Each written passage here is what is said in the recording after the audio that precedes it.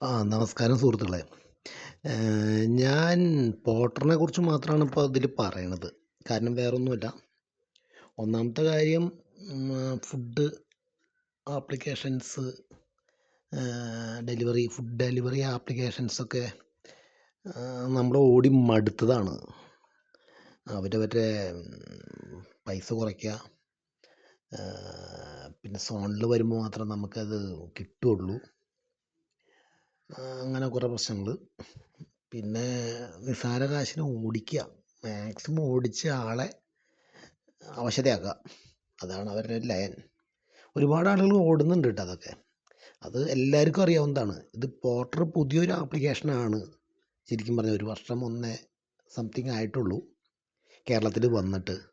അതുകൊണ്ടാണ് പിന്നെ എടുത്തെടുത്ത് ഞാൻ പറയുന്നത്. അല്ലാണ്ട് പോർട്ടറിനെ പ്രൊമോട്ട് ചെയ്തിട്ട് നമുക്കൊന്നും കിട്ടിയിട്ടില്ല. അപ്പോൾ ഇങ്ങനെയുള്ള ആപ്ലിക്കേഷൻസ് ഇപ്പോൾ ഓൾ കേരള ഇല്ല. അതാണ് മെയിൻ ഇതിൻ്റെ പ്രശ്നം. ഇപ്പോൾ തൃശ്ശൂരുള്ള ഒരാൾക്ക് പോർട്ടർ ഓടണമെന്ന് വെച്ച് കഴിഞ്ഞാൽ എറണാകുളത്ത് വരേണ്ടി വരും. പിന്നെ അതുപോലെ കോഴിക്കോടുള്ള ആളായാലും പോർട്ടർ ഓടണമെങ്കിൽ എറണാകുളത്തോ തിരുവനന്തപുരത്തോ ഓടാൻ പറ്റുള്ളൂ. കേരളത്തിൽ 2 സ്ഥലത്ത് മാത്രമേ ഉള്ളൂ. പിന്നെ ചെന്നൈയിലാണുള്ളത്. അങ്ങനെ പ്രധാന മെട്രോപൊളിറ്റൻ സിറ്റികളിലും ഒക്കെ തന്നെ ഉള്ളൂ ഈ ആപ്ലിക്കേഷൻ. അതൊക്കെ തന്നെയാണ് ഇതിൻ്റെ മെയിൻ പ്രശ്നം. പിന്നെ തൃശ്ശൂർ, ഇപ്പം അങ്കമാലി, പിന്നെ അവിടെ നിന്ന് കുറച്ചങ്ങോട്ട് പോയി കഴിഞ്ഞാലും ഒക്കെ ട്രെയിൻ ടിക്കറ്റ് എടുത്ത് നിങ്ങൾക്ക് പോർട്ടർ ഓടാൻ വരാം, അകലെയുള്ളവർക്ക്. അതിപ്പോൾ ഇവിടെ വാടകയ്ക്ക് വീടെടുക്കണമെന്നൊന്നുമില്ല. ഇവിടെ ഒരു ബൈക്ക് വെച്ചിട്ട് നമുക്ക്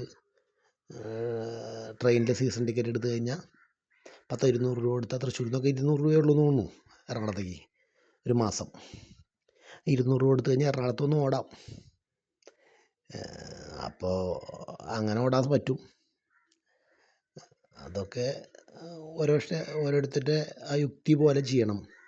ഇപ്പോൾ പിള്ളേർ ഒരുമിച്ച് താമസിച്ച് അകലങ്ങളിൽ നിന്ന് വരുന്ന 5ഉം 10ഉം പിള്ളേർ ഒരുമിച്ച് ഒരു വീടെടുത്ത് താമസിച്ച് അവിടെ കിടന്ന് ഓടുന്ന പിള്ളേരൊക്കെ ഉണ്ട്. ഞാൻ അവരൊക്കെ കണ്ടിട്ടുണ്ട്, പരിചയപ്പെട്ടിട്ടുണ്ട്. അവർ പറഞ്ഞ വേറൊരു ജോലിക്ക് മെയിനായിട്ട് ക്വാളിഫിക്കേഷൻ നോക്കണില്ല. നിങ്ങൾ പഠിക്കാത്തവനായാലും MA, MA, PhD ഉള്ളവനായാലും ആരാണ് എന്താണെന്ന് ചോദിക്കണില്ല. വിദ്യാഭ്യാസം നിങ്ങൾ ചോദിക്കണില്ല. ഏജ് നോക്കണില്ല. നിങ്ങൾക്ക് ഡ്രൈവിംഗ് ലൈസൻസ് ഉണ്ടോ? നിങ്ങൾക്ക് വണ്ടിയുണ്ടോ? നിങ്ങളുടെ സ്വന്തം പേരിൽ വണ്ടി വേണമെന്ന് പോലും ഇല്ല കേട്ടോ. ചില ആളുകൾ എറണാകുളത്ത് അവിടെ ഒരു വാടകയ്ക്കൊരു വണ്ടി കിട്ടും. വാടകയ്ക്ക്, അതിൻ്റെ പേര് കറക്റ്റായിട്ട് എനിക്കറിയില്ല. ഒരു ഇലക്ട്രിക് വണ്ടിയാണ്. മണിക്കൂറിനാണ്ട പൈസ അതിന്. അത് എറണാകുളത്ത് ചെന്നിട്ട് വാടകയ്ക്ക് എടുത്തിട്ട്, പ്രത്യേകിച്ച് വണ്ടിയൊന്നുമില്ല അവർക്ക്, അത് വെച്ച് ഓൺലൈൻ ഡെലിവറി നടത്തുന്നത് ഞാൻ കണ്ടിട്ടുണ്ട്. പോർട്ടർ കണ്ടിട്ടില്ല. ഈ സുമാറ്റോ അതൊക്കെ നടത്തുന്ന ഫുഡ് ഡെലിവറി നടത്തുന്നത് കണ്ട വണ്ടിയിൽ. സൈക്കിളിൽ നടത്തുന്നത് ഞാൻ കണ്ടിട്ടുണ്ട്, സൈക്കിളിൽ എറണാകുളത്ത്. അപ്പോൾ അങ്ങനെയൊക്കെ ചെയ്യുന്ന ആളുകളുണ്ട്, പ്രത്യേകിച്ച് വണ്ടി പോലും ഇല്ലാണ്ട്. അതെങ്ങനെയാണ് ചെയ്യണമെന്ന് എനിക്ക് വ്യക്തമായിട്ട് അറിയില്ല. കാരണം വണ്ടി നമ്പറൊക്കെ കൊടുക്കാണ്ട്, ലൈസൻസ് കൊടുക്കാണ്ട് ഇങ്ങനെ ചെയ്യണമെന്ന് എനിക്ക് കറക്റ്റായിട്ട് അറിയില്ല. അപ്പം അങ്ങനെ ചെയ്യുന്ന ആളുകളുണ്ട്. പിന്നെ ഇതുപോലെ ചാർജ് ചെയ്യാവുന്ന വണ്ടി വെച്ച് ഓടുന്ന ആളുകളുണ്ട്. ഞാൻ പറഞ്ഞില്ല, അതൊന്നും അധികം ഓടാൻ പറ്റില്ല. ഈ പോർട്ടറിനെ സംബന്ധിച്ച് ലോങ് ഓട്ടം വരുമ്പോൾ ഒരു രക്ഷയില്ല ഇതൊന്നും. ഇപ്പോൾ എറണാകുളം ടു ആലുവ എന്ന് പിന്നെ വീണ്ടും കോതമംഗലോ അങ്ങനെയൊക്കെ കിട്ടും. അങ്ങനെയൊക്കെ പോണ സമയത്ത് ചാർജ് ചെയ്യണ വണ്ടി കൊണ്ട് ഒരു കാര്യമില്ല. ലോങ് ഓടാൻ പറ്റില്ല. പിന്നെ ചാർജിങ്ങിന് ടൈം എടുക്കും. അങ്ങനെയൊക്കെ പ്രശ്നമുണ്ട്. കോതമംഗലത്തിൻ്റെ കാര്യം പറയുമ്പോഴാണ് എനിക്കൊരു അനുഭവം ഉണ്ടായി. ഹൈ റേഞ്ചിൻ്റെ കവാടം എന്നൊക്കെയാണല്ലോ ഇതിനെ പറയണേ. എനിക്ക് രാത്രി ഒരു ഓട്ടം അവസാനിപ്പിക്കുന്നതിന് മുമ്പ് ഒരു ഓട്ടം കിട്ടി. ഓട്ടം വന്നപ്പോൾ തന്നെ ആരും എടുക്കണില്ല അത്. അപ്പം ഞാൻ രണ്ടും കൽപ്പിച്ച് അങ്ങ് എടുത്തു എന്ന് പറയാൻ കാരണം, നമുക്കങ്ങനെ പ്രേതഭൂത പിശാചുകളും ഒന്നും വലിയ ഇതില്ല, പേടിയുമില്ല. അതുപോലെ തന്നെ അങ്ങനെ ഒരു വിശ്വാസമില്ല. അപ്പം ഞാൻ രണ്ടും കൽപ്പിച്ച് അങ്ങ് എടുത്തു. ഇങ്ങനെയൊന്നും ഉദ്ദേശിച്ചല്ല.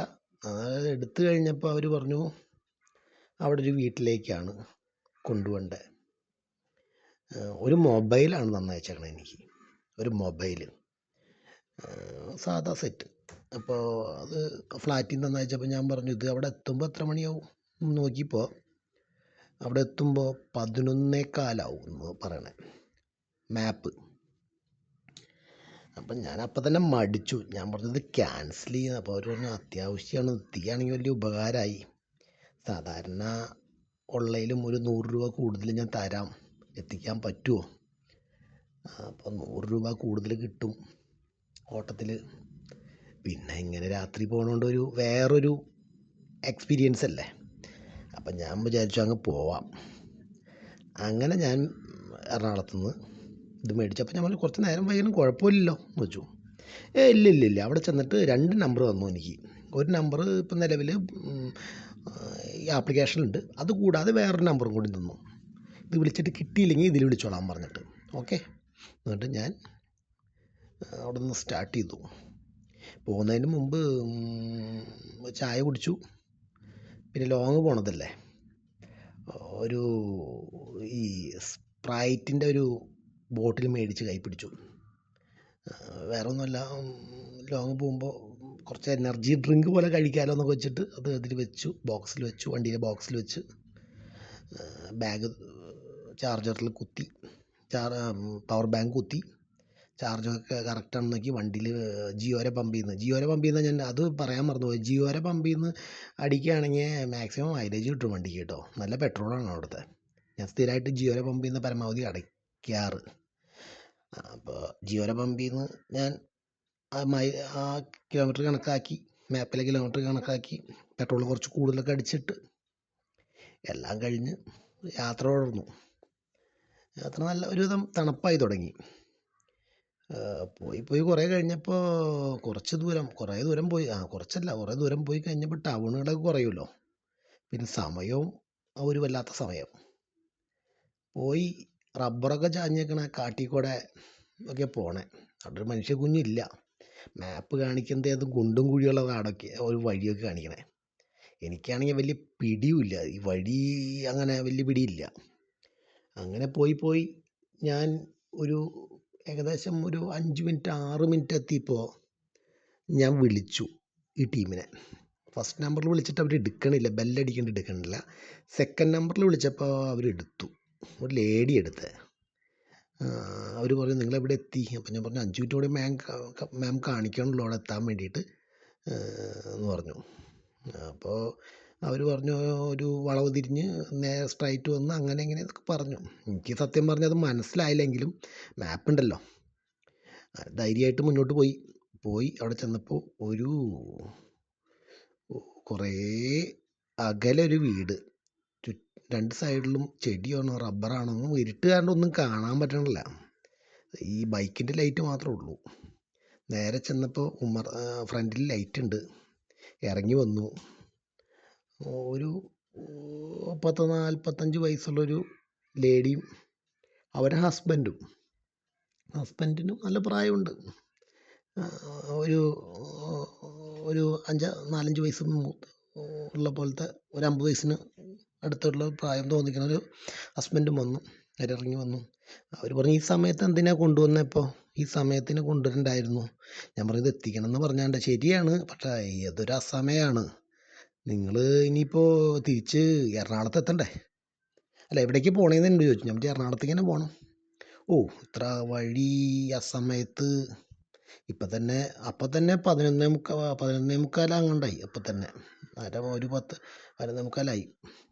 വലിയ സ്പീഡിൽ വണ്ടി ഓടിക്കാൻ പറ്റില്ല. അങ്ങനെ അവർ കൊടുത്ത് തിരിച്ച് ഇറങ്ങി.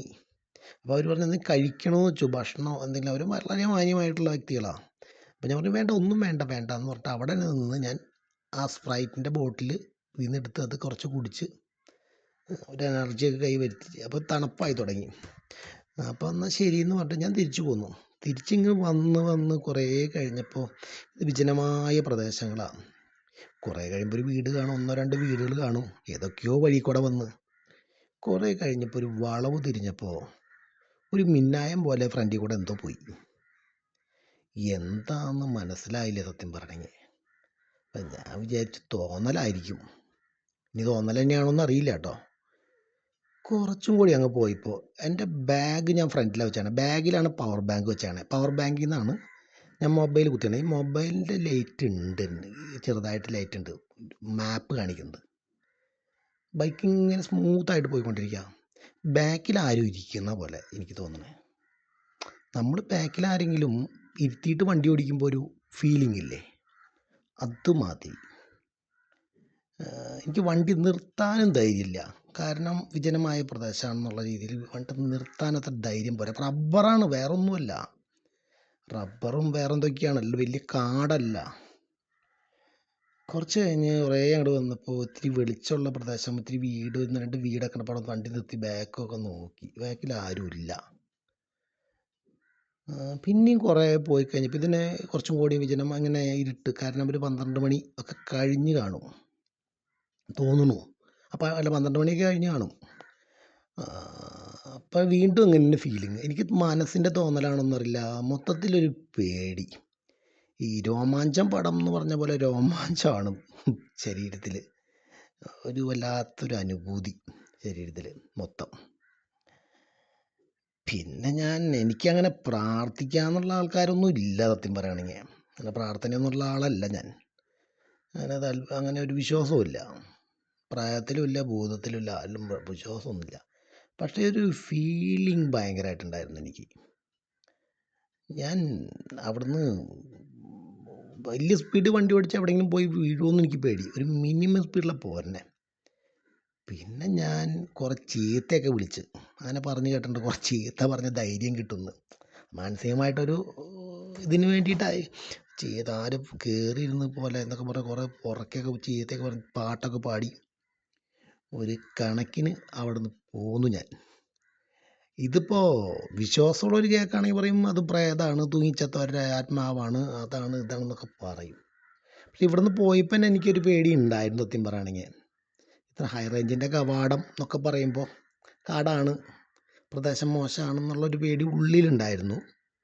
തിരിച്ച് വന്നപ്പോൾ അവരുടെ ആ പറച്ചിൽ, നിങ്ങൾ ഒറ്റയ്ക്ക് പോകേണ്ട അസമയത്ത് എന്നൊക്കെ പറഞ്ഞപ്പോൾ കുറച്ചും കൂടി പേടി ഉള്ളിൽ തോന്നിയിട്ടുണ്ടാവായിരിക്കാം എനിക്ക്. പിന്നെ അത് കഴിഞ്ഞ് ഇങ്ങനെ എന്തോ ഇതെനിക്ക് മുന്നിൽ കൂടെ പാസ് ചെയ്യണ പോലെ തോന്നിയപ്പോൾ എനിക്ക് ശരിക്കും അത് വലിയൊരു ഉള്ളിലേക്ക് ശരിക്കും ഷോക്ക് പോലെയായി. പിന്നെ എനിക്ക് തോന്നലുകളായിരിക്കും, അങ്ങനെയൊക്കെ ഞാൻ വിചാരിക്കണേ. അല്ലാണ്ട് എനിക്കൊരു അനുഭവം എന്ന് പറയുകയാണെങ്കിൽ അങ്ങനെ എനിക്ക് തൊട്ടൊന്നും അനുഭവിച്ചില്ല. ആരോ ബാക്കിൽ കയറിയിരിക്കുന്ന ഒരു ഫീലിങ്, അതാണ് അതിൻ്റെ. ആരോ വണ്ടിയുടെ ബാക്കിലൊക്കെ ആരെങ്കിലും ഇരിക്കുമ്പോൾ നമുക്ക് മേത്ത് തൊടാണ്ട് ഒരാൾ ഇരിക്കുകയാണെങ്കിൽ ഒരു ഫീലിംഗ് ഉണ്ടല്ലോ വണ്ടിക്ക്, അതാണ്. ബാക്കോട്ട് കൈയിട്ടൊന്ന് ഒരു ഒറ്റ കയ്യിൽ ഹാൻഡിൽ ബാലൻസ് ചെയ്ത് ബാക്കോട്ട് കൈയിട്ട് നോക്കാൻ എനിക്കൊരു പേടി, വണ്ടി നിർത്താനൊരു പേടി. അങ്ങനെ ഒരു പോട്ട് റോഡിപ്പോൾ ഒരു അനുഭവം എനിക്ക് കിട്ടി. ഒരു ഒന്നൊന്നര അനുഭവമായിരുന്നു. പ്രേതാനുഭവം എന്നൊക്കെ കൊടുത്തു കഴിഞ്ഞാൽ യൂട്യൂബിൽ ചിലപ്പോൾ വലിയ റീച്ച് കിട്ടുമായിരിക്കും. അത് പ്രേതാനുഭവം എന്ന് നമ്മൾ കാണാണ്ടെങ്ങനെ പറയണേ, അങ്ങനെ പറയാനും പറ്റില്ല. മനസ്സിൻ്റെ ഒരു ഭ്രാന്തി, അങ്ങനെ പറയാൻ പറ്റുള്ളൂ. ഇതിനെ കേൾക്കുന്നവരും അങ്ങനെ തന്നെ കരുതിയാൽ മതി. അല്ലാണ്ട് അത് പ്രേതമൊന്നും ആരും കണക്ക് കൂട്ടണ്ട എന്നാണ് എനിക്കും പറയാനുള്ളത്. എനിക്കതിൽ വിശ്വാസമില്ല, അതുകൊണ്ടാണ് ഞാനത് പറയണത്. വിശ്വാസമില്ലെങ്കിലും ചെറുപ്പകാലങ്ങളിൽ കേട്ട കഥകളും അങ്ങനത്തെ കാര്യങ്ങളൊക്കെ ഉള്ളിൻ്റെ ഉള്ളിൽ കിടക്കുന്നുണ്ടായിരിക്കാം. അതുകൊണ്ടൊക്കെ ആയിരിക്കാം അങ്ങനെയൊക്കെ തോന്നിയതെന്ന് തോന്നുന്നു. പിന്നെ ഞാൻ ഗൂഗിളിലൂടെ ഒന്ന് കുറച്ച് സെർച്ചൊക്കെ ചെയ്ത് നോക്കി ഇതിനെക്കുറിച്ചൊക്കെ. അപ്പം അതിലൊക്കെ പറഞ്ഞിട്ട് ഭീകരമായ കാര്യങ്ങളാണ് ചിലതിലൊക്കെ പറയുന്നത്. അതാണ് ഞാൻ പറഞ്ഞത്, ആത്മാവ്, തൂങ്ങിച്ചാവൽ, അത് ഇത് അങ്ങനെയൊക്കെ പറയണ ചിലതിൽ. അതൊക്കെ ഓരോ ഇവർ പറഞ്ഞ പോലെ ഓരോരുത്തരുടെ ഭാവനയായിരിക്കും. അങ്ങനെ പോട്ട് ഓടിയപ്പോൾ ചുരുക്കി പറഞ്ഞാൽ പ്രേതാനുഭവം കിട്ടിയെന്ന് പുറത്തുള്ള ആളുകൾ പറയും. ഞാൻ പറയും മാനസികമായിട്ട് ഒരു പേടി പറ്റി. അതാണ് എൻ്റെ കറക്റ്റ് വേഡ്സ്. ഒരു പേടി പറ്റി. അങ്ങനെയാണ് എനിക്ക് തോന്നുന്നത്. അങ്ങനത്തെ ഒരു അനുഭവം കിട്ടി പോട്ടർ ഓടുമ്പോൾ. ഇങ്ങനത്തെ വ്യത്യസ്തമായ അനുഭവമൊക്കെ കിട്ടുന്നുണ്ടെങ്കിൽ പോട്ടർ തന്നെ ഓടണം. അല്ലെങ്കിൽ ഇങ്ങനത്തെ ആപ്ലിക്കേഷൻ തന്നെ ലോങ് ആപ്ലിക്കേഷൻ ഓടണം കേട്ടോ. ഗോസ്റ്റ് ഹണ്ടിങ് എന്നൊക്കെ പറയില്ല ആളുകൾ. അങ്ങനത്തെ താല്പര്യമുള്ള ആൾക്കാരൊക്കെ ഇതിനൊക്കെ ഓടിക്കോ. ഒരു രസമായിരിക്കും. ലോങ് എടുക്കണം. രാത്രി 10 മണിക്ക് 9:30ക്കും അവസാനത്തെ ലോഡൊക്കെ ലോങ് കിട്ടുകയാണെങ്കിൽ കിട്ടും. ആരും എടുക്കില്ല. അതാണ് അതിൻ്റെ പ്രത്യേകത. രാത്രി എറണാകുളത്ത് പോട്ടർ ഓടണം നിങ്ങളുണ്ടെങ്കിൽ നിങ്ങൾക്ക് ആപ്ലിക്കേഷൻ ഓൺ ചെയ്തിട്ട് കഴിഞ്ഞാൽ നിങ്ങൾക്ക് ലോങ് കിട്ടും. ഈ ലോങ് കാണുമ്പോൾ സ്ഥിരം പോണ ആളുകളൊന്നും എടുക്കില്ല. അതിങ്ങനെ അടിച്ചുകൊണ്ടിരിക്കും. അപ്പോൾ നമുക്ക് ധൈര്യമുള്ളവർക്ക് എടുക്കാം. അപ്പോൾ ധൈര്യമുള്ള വില്ലന്മാരുണ്ടെങ്കിൽ പോവാം. വേറെ പ്രശ്നങ്ങളൊന്നുമില്ല. പിന്നെ എന്നെപ്പോലെ പുറമെ ധൈര്യം ഉണ്ടെങ്കിലും ഉള്ളിൻ്റെ ഉള്ളിലൊരു ചെറിയ പേടിയുള്ളവർക്ക് ഇങ്ങനത്തെ ചില അനുഭവമൊക്കെ ചിലപ്പോൾ ഉണ്ടായിന്ന് വരാം. അതാണ് എനിക്ക് ഇതിൽ പറയാനുള്ളത്. നെക്സ്റ്റ് ഒരു കാര്യം അടുത്ത ഇതിൽ പറയാം. Okay, thank you.